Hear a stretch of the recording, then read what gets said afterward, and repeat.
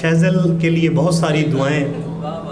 वो किसी तारुफ का मोहताज वैसे भी नहीं है, क्योंकि अब वो साहिब किताब भी हो चुका है।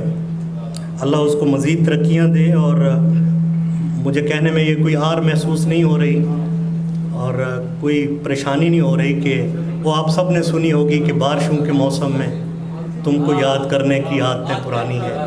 वो शहज़ल की ही तख्लीक है वो। और मैंने देहरादून पनाह के रेलवे स्टेशन में एक डूबते हुए सूरज के साथ इसकी एक गज़ल की धुन बनाई थी, जो मैंने किसी मुशायरे में यहाँ पे गा के भी सुनवाई थी। उसके 2-4 अशार आपकी खिदमत में कि काम इतना तो कर गए होते, मैं सुनाता हूँ। काम इतना तो कर गए होते, मेरे दिल से उतर गए होते।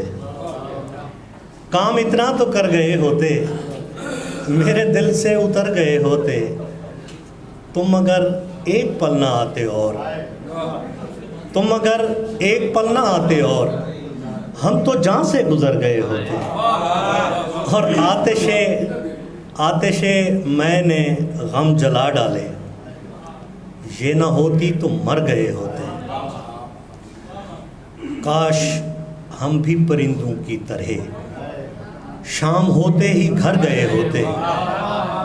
और पाँव मेरा, शेर की नफासत देखिएगा ज़रा, कि पाँव मेरा फिसल गया शहज़ल, पाँव मेरा फिसल गया शहज़ल, वरना तितली के पर गए होते।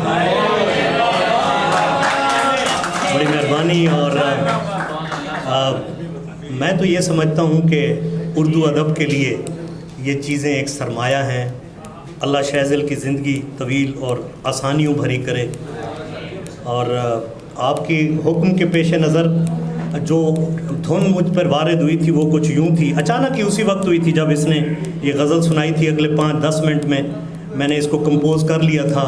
वो कुछ यूँ थी कि काम इतना तो कर गए होते, काम इतना तो कर गए होते, मेरे दिल से उतर गए होते। आतिशे मैंने गम जला डाले, आतिशे मैंने गम जला डाले।